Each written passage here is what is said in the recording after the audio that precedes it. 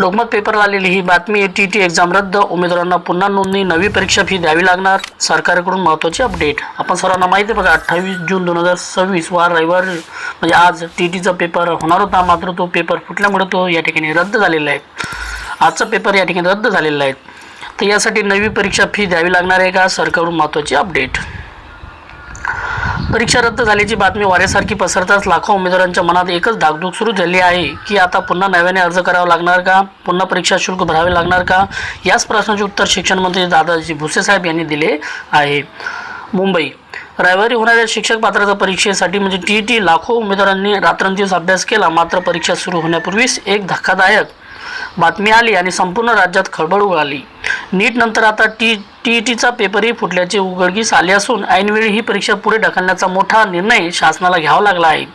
भिवंडीत मध्यरात्री पोलिसांनी टाकलेल्या धाडीत पेपर फुटीचा संपूर्ण काळा बाजार समोर आला आहे। या घटनेमुळे विद्यार्थ्यांमध्ये प्रचंड संताप आणि नैराश्याचे वातावरण असून आता पुढे काय होणार असा मोठा प्रश्न उपस्थित झाला आहे।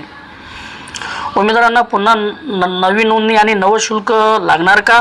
परीक्षा रद्द झाल्याची बातमी वाऱ्यासारखी पसरतात लाखो उमेदवारांच्या मनात एकच धाकधूक सुरू झाली आहे की आता पुन्हा नव्याने अर्ज करावा लागणार का, पुन्हा परीक्षा शुल्क भरावे लागणार का। यावर शालेय शिक्षण मंत्री दादाजी भुसे साहेब यांनी अत्यंत महत्त्वाची आणि दिलासादायक अपडेट दिली आहे।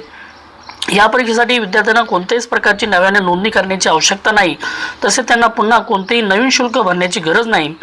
विद्यार्थ्याचे हित आणि आर्थिक नुकसान टाळण्यासाठी हा निर्णय घेण्यात आला असून या परीक्षेची नवीन तारीख लवकरच शासनातर्फे अधिकृत जाहीर केले जाईल। मग अधिकृत वेबसाईटवर आता 28 जून 2026 वार रविवारी जो पेपर होणार होता तो पेपर या ठिकाणी रद्द झालेला आहे आणि पुढची कोणती तारीख येणार आहे ती वेबसाईटवरच कळवल्या जाईल असे शिक्षण मंत्री दादाजी भुसे साहेब यांनी या ठिकाणी स्पष्ट केले आहे।